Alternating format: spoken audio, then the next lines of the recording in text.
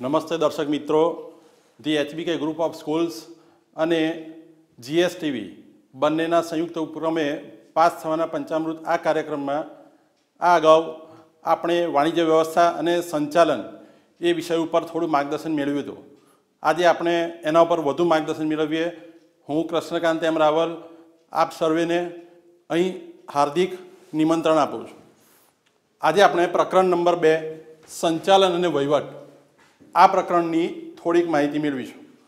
આ પ્રકરણ આપણા સંચાલનની વિષયની અંદર ખૂબ જ મહત્ત્વનું ચેપ્ટર છે. આ ચેપ્ટરની જે માહિતી છે એ વ્યવહારમાં પ્રેક્ટિકલ જ્ઞાનમાં પણ આપણા જીવનમાં ઉતારી શકાય તે પ્રકારની છે. નાનામાં નાના ધંધાકીય એકમથી શરૂ કરીને મોટામાં મોટા કંપની સ્વરૂપના જે એકમો છે તે બધા જ એકમોની અંદર આ થિયરીને અપનાવવામાં આવે છે. આપણા મનમાં એક ચોક્કસ પ્રશ્ન ઉદ્ભવે કે સંચાલન અને વહીવટ આ બંને અલગ વાત છે કે એક જ છે? આમ તો બંને સાથે અપનાવવાની પ્રક્રિયા છે, પરંતુ જુદા જુદા દેશોમાં જુદા જુદા મંતવ્યો પ્રવર્તે છે. જેમ કે અમેરિકામાં સંચાલનને એડમિનિસ્ટ્રેશન તરીકે ઓળખે છે અને વહીવટને મેનેજમેન્ટ તરીકે ઓળખે છે, જ્યારે ઇંગ્લેન્ડની અંદર સંચાલનને મેનેજમેન્ટ અને વહીવટને એડમિનિસ્ટ્રેશન તરીકે ઓળખે છે. આમ જોઈએ તો વિશ્વના મોટાભાગના દેશો ઉપર ઇંગ્લેન્ડ છે એ શાસન કરતું હતું. એને ધ્યાનમાં લેતા મોટાભાગના દેશોની અંદર જે સંચાલન અને વહીવટ અંગેના ખ્યાલો પ્રવર્તે છે તે ઇંગ્લેન્ડની થિયરી પ્રમાણેના છે. આમ જોઈએ તો સંચાલન એટલે વિચારવાની પ્રક્રિયા. મગજમાં કંઈક વિચાર આવે, ધંધાકીય એકમ એને કેવી રીતે નફાકારક રીતે ચલાવવું એ અંગેની અગાઉથી પૂર્વ વિચારણા કરવાનું કાર્ય, આયોજન ઘડવાનું કાર્ય, નીતિઓ બનાવવાનું કાર્ય એટલે સંચાલનનું કાર્ય, જેમાં મોટા ભાગે સંચાલકે વિચારવાની પ્રક્રિયા સાથે સંબંધ ધરાવવાનો છે. પરંતુ વહીવટ એટલે શું? વહીવટ એટલે સંચાલને જે કંઈ વિચારેલું છે તે તમામ વિચારેલી પ્રક્રિયાને ખૂબ જ ઝડપથી અમલમાં મૂકવાની પ્રક્રિયા એટલે વહીવટનું પગલું. મોટાભાગે આપણે જોઈએ તો વહીવટીય પ્રક્રિયા એ સંચાલનની મધ્ય અને તળ સપાટીએ વિશેષ પ્રમાણમાં થતી જોવા મળે છે. આજે આપણે સંચાલન અને વહીવટ અંગે તમને બોર્ડમાં 2 અને 3 ગુણ એમ બંને પ્રકારના પ્રશ્નોમાં પૂછી શકાય એવા પ્રશ્ન વિશે થોડી સમજ પ્રાપ્ત કરી લઈએ. જેમ કે આપણને સંચાલન અને વહીવટ આ બંને વચ્ચે એક તફાવત પૂછાઈ શકે. જ્યારે 2 ગુણનો તફાવત હોય તો તે વખતે તમારે કુલ 1, 2, 3 અને 4 આ 4 મુદ્દા સામસામે બાજુએ સાચા હોય તો જ તમને 2માંથી 2 ગુણ પ્રાપ્ત થાય. આ જ પ્રમાણે જો 3 ગુણનો પ્રશ્ન પૂછાય તો 1, 2, 3, 4, 5 અને 6 આમ કુલ 6 મુદ્દા એ તમે જો સામસામે સાચા લખો છો તો જ તમને પૂરેપૂરા માર્ક્સ મળી શકે તેમ છે. અહીંયા તફાવત લખવા માટેની એક નવી પદ્ધતિ તમે ડેવલપ કરી શકો. જેમ કે તમે સૌ પ્રથમ મુદ્દા લખો, ત્યારબાદ સંચાલન અંગે તમે શું સમજાવવા માગો છો તેની રજૂઆત કરો અને એ પછી વહીવટ અંગે તમે શું સમજૂતી આપવા માગો છો તેની વાત કરો. અહીં તમે વધારાનો મુદ્દો એક જુઓ છો. આ મુદ્દાનો ઉપયોગ ખૂબ જ નબળા વિદ્યાર્થીઓ છે એમણે વિશેષ તૈયારી કરેલી હોય તો એવા સંજોગોમાં એ વધારાનો મુદ્દો છે એ લખી શકે છે. પરંતુ ખૂબ જ હોશિયાર વિદ્યાર્થીઓ માટે સલાહ એ છે કે એમણે વિશેષ મુદ્દા લખવાની આવશ્યકતા નથી, કારણ કે બોર્ડમાં વધારાના મુદ્દાના કોઈ ગુણ પ્રાપ્ત થવાના નથી ને આપણે 49 પ્રશ્નોના ઉત્તરો લખવાના છે. એટલે ખોટો સમયને ન બગાડતા અહીં જરૂરી છે તેટલા જ મુદ્દાઓ તમે લખો. પરંતુ સંચાલન અને વહીવટ આ બંને વચ્ચેની જો આકૃતિને આપણે જોઈ લઈએ તો સંચાલન અને વહીવટ એની વાસ્તવિક સ્થિતિ શું છે તે વધુ સ્પષ્ટ થશે. અહીં સૌ પ્રથમ આપણને જે ચાર્ટ દર્શાવેલો છે તે સંચાલન અને વહીવટ બંનેની આકૃતિને દર્શાવે છે. અહીં તમારી સમક્ષ જે લંબચોરસ દોરેલો છે તે લંબચોરસની અંદર સૌ પ્રથમ આપણને ઉચ્ચ સપાટી સંચાલન, ત્યારબાદ મધ્ય સંચાલન સપાટી અને ત્યારબાદ તળ સંચાલન સપાટી આમ 3 સપાટીઓ અલગ અલગ દર્શાવેલી છે. આ ઉપરાંત અહીં તમે જે ભાગ જુઓ છો તે સંચાલનને દર્શાવે છે, જ્યારે બીજો ભાગ છે તે વહીવટની આકૃતિને રજૂ કરે છે.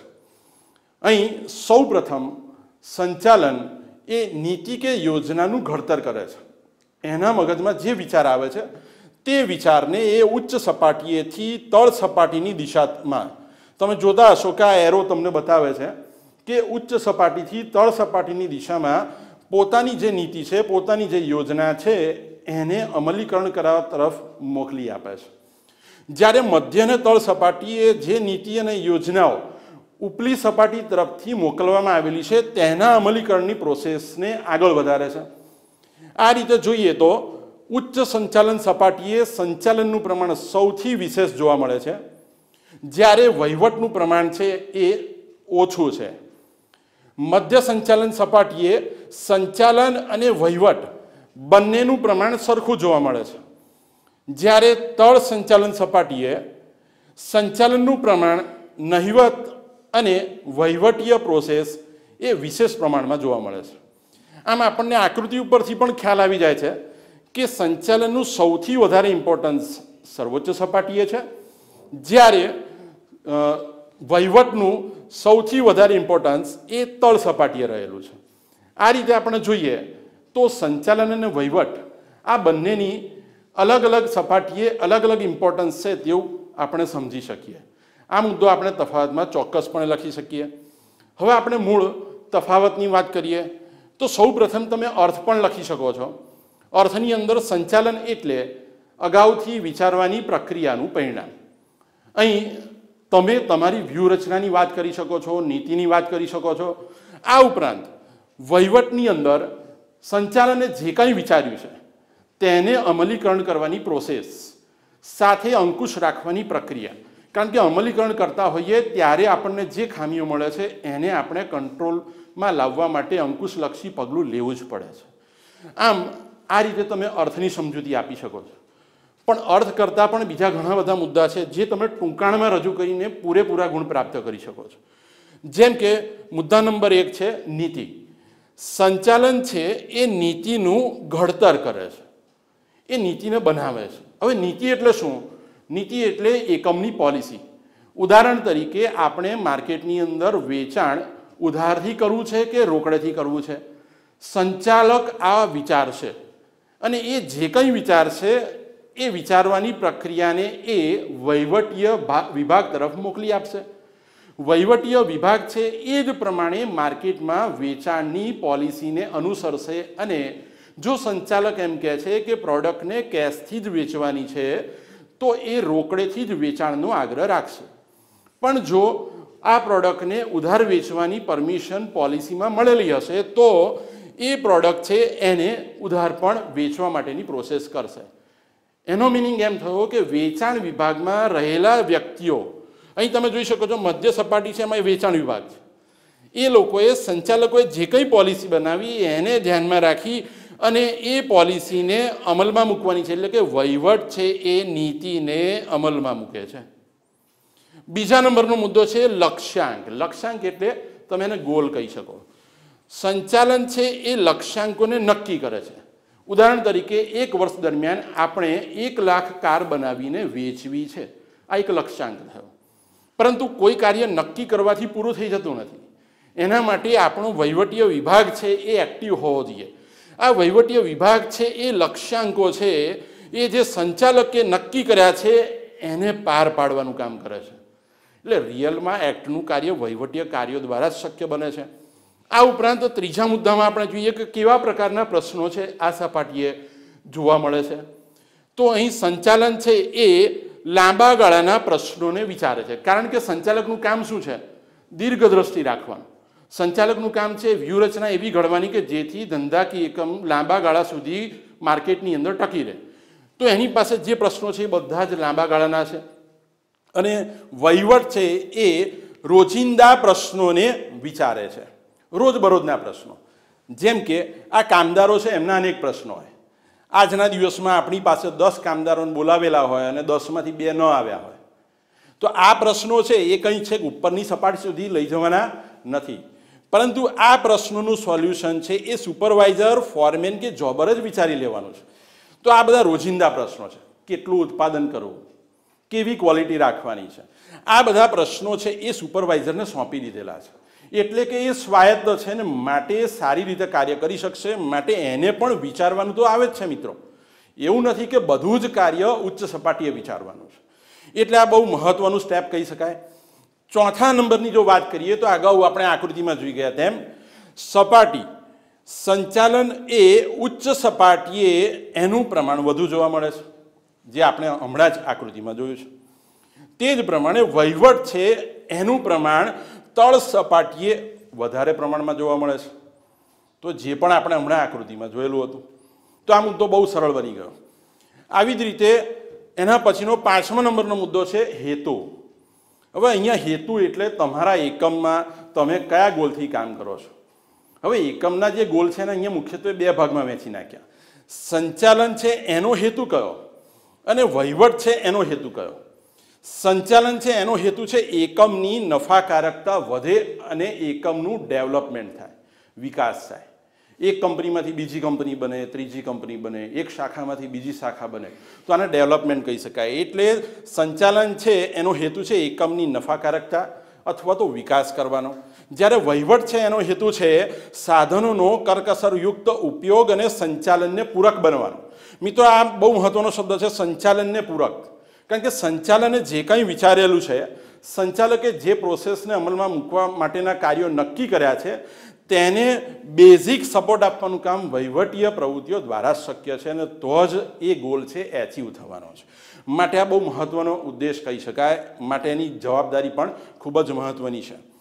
ત્યાર પછી આપણે જોઈએ કે સંચાલનમાં કેવા પ્રકારના અધિકારીઓનો સમાવેશ થાય છે. તો અહીંયા બોર્ડ ઓફ ડિરેક્ટર્સ એટલે કે સંચાલક મંડળ. તમને ખ્યાલ છે કે કંપનીની અંદર એક કરતાં વધારે ડિરેક્ટરોની જરૂર પડે. ઓછામાં ઓછા ખાનગી કંપનીમાં 2 અને જાહેર કંપનીઓ તો ઓછામાં ઓછા 3 ડિરેક્ટરની આવશ્યકતા રહેલી છે. તો આમ બોર્ડ ઓફ ડિરેક્ટર્સ અને વિભાગીય મેનેજર, આ વિભાગીય મેનેજર પણ અહીં સંચાલનની અંદર કાર્યરત હોય છે. જ્યારે વહીવટની અંદર વિભાગીય અધિકારીઓ અને નિરીક્ષકો, જે તમે અહીંયા મધ્ય અને તળ સપાટીએ જોઈ શકો છો. આ સુપરવાઇઝરને આપણે બીજા શબ્દોમાં નિરીક્ષક પણ કહી શકીએ. આ ઉપરાંત છેલ્લા મુદ્દાની વાત કરીએ તો આ પણ ખૂબ અગત્યનો મુદ્દો છે. અહીંથી તમને MCQ 1 ગુણનો પૂછાઈ શકે છે. સંચાલન એ થિંકિંગ પ્રોસેસ છે. એની પ્રક્રિયાનું જે સ્વરૂપ છે કેવું છે? થિંકિંગ પ્રોસેસ, વિચારવાનું કાર્ય કરે છે. દરરોજ નવી નવી ફોર્મ્યુલા વિચારવી, દરરોજ નવા નવા આયોજનોને અમલમાં મૂકવા માટેનો વિચાર, એ અંગેની વાત અહીં થિંકિંગ પ્રોસેસમાં સમાયેલી છે. એટલે એ માનસિક પ્રક્રિયા સાથે સંકળાયેલું કાર્ય છે. જ્યારે વહીવટ છે એની પ્રક્રિયાનું સ્વરૂપ એ ડુઈંગ પ્રોસેસ છે. ડુઈંગ પ્રોસેસ એટલે જે કંઈ વિચાર્યું છે એના અમલીકરણની પ્રક્રિયા. જ્યારે અમલીકરણની વાત આવશે ત્યારે એને થોડુંક શારીરિક શ્રમ કરવાનો આવશે, એટલે કે શારીરિક પ્રક્રિયાને નિભાવે છે તેમ કહી શકાય. આમ સંચાલન અને વહીવટ અંગેનો જે પ્રશ્ન પૂછાય તો એ વખતે તમે કેટલા ગુણમાં પ્રશ્ન પૂછાયો છે એને ધ્યાનમાં રાખીને 4 અથવા તો 6 મુદ્દાની રજૂઆત કરો અને પૂરેપૂરા ગુણ પ્રાપ્ત કરી શકો તેમ છો.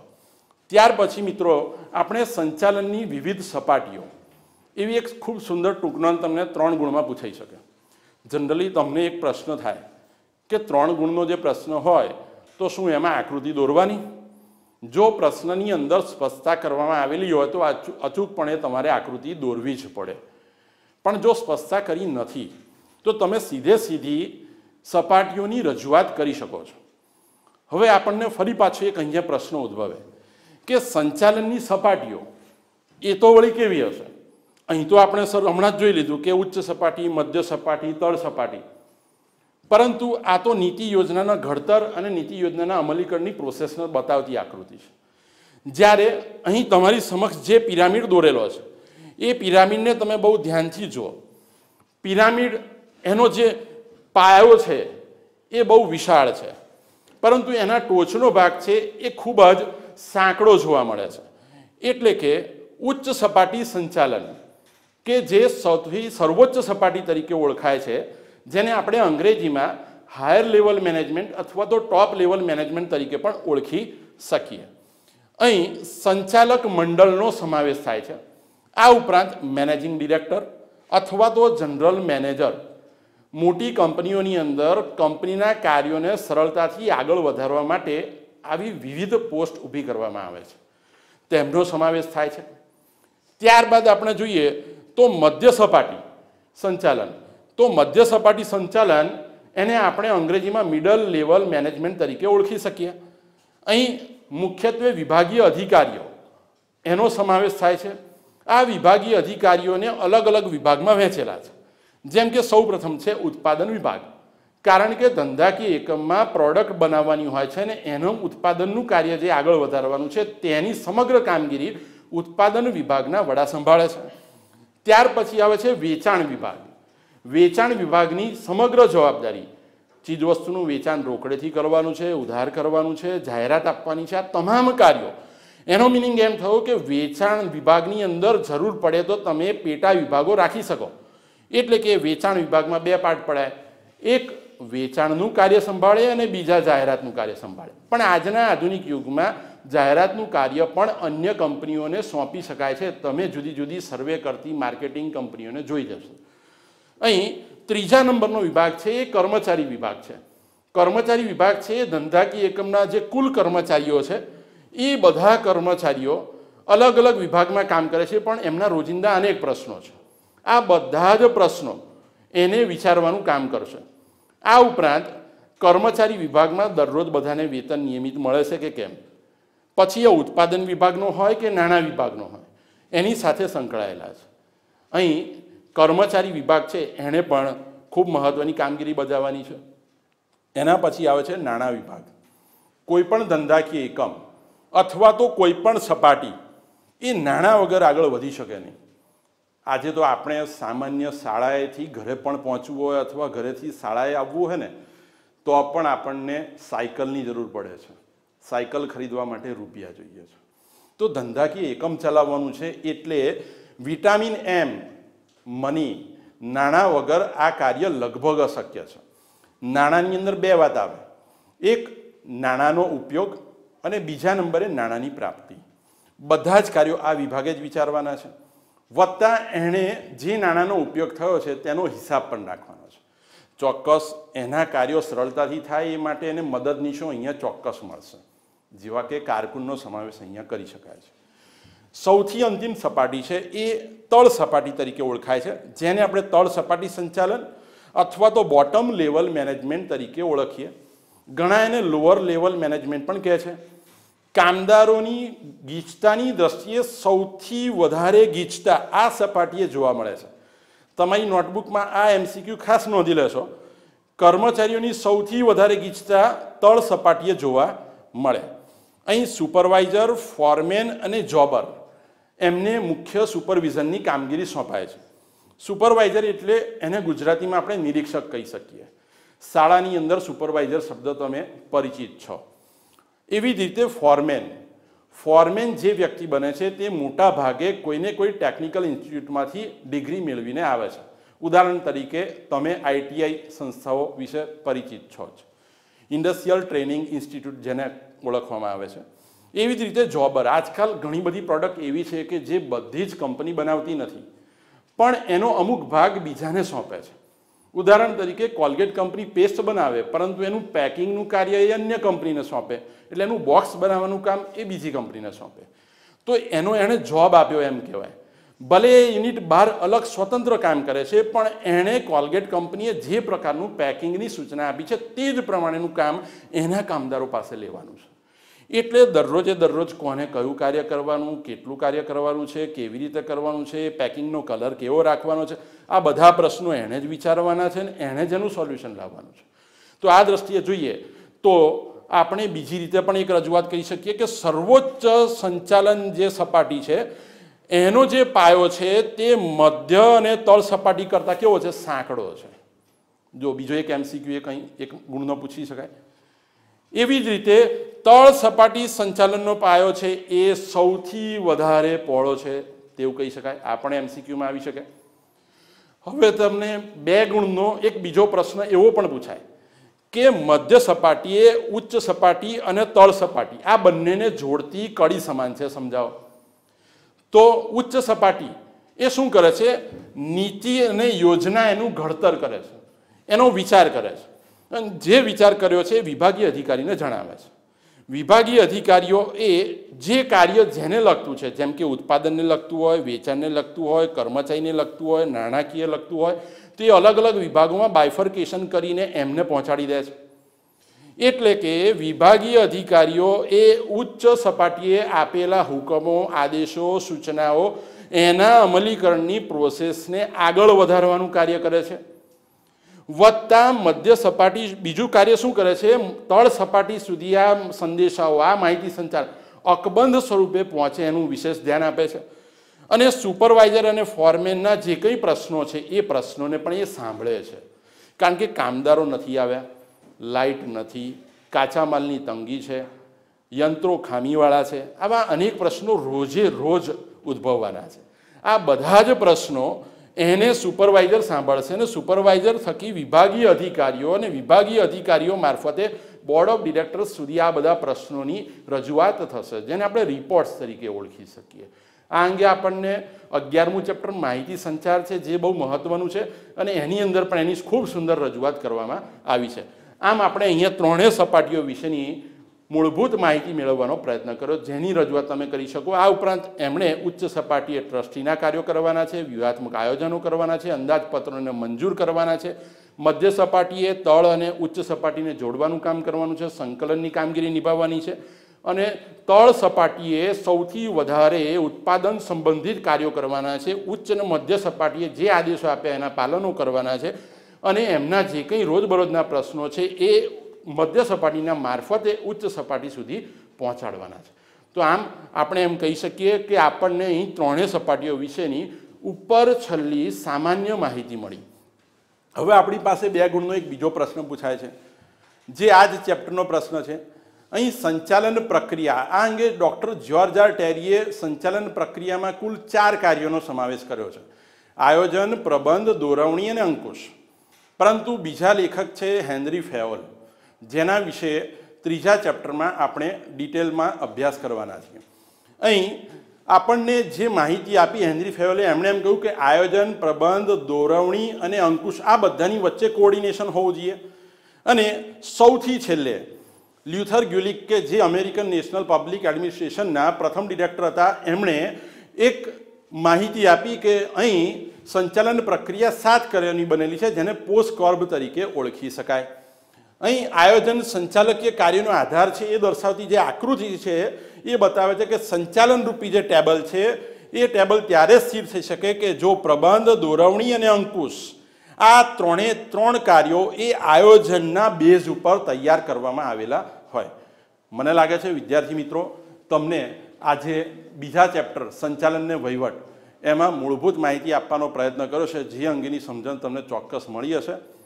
હવે ફરી આપણે પાસ થવાના પંચામૃત કાર્યક્રમની અંદર ફરી વાણિજ્ય વ્યવસ્થા અને સંચાલન વિષય અંગે બીજું માર્ગદર્શન પણ આગળ મેળવીશું. નમસ્કાર.